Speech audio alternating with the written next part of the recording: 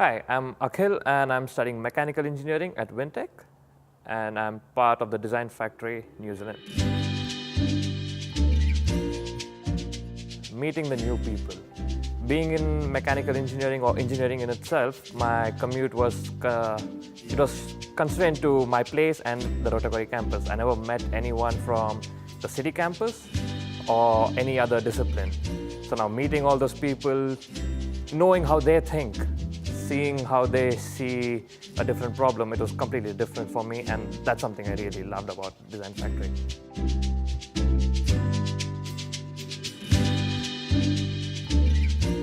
Being in engineering, you were given a problem and you dive straight into it, trying to solve it without thinking about what are the implications of it or why exactly is it a problem.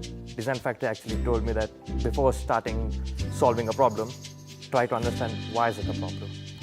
Before why is it a problem, who does the problem exist for? It's not everyone who's suffering from it, but there could be a majority and there could be some people who would be against the solution that you're giving.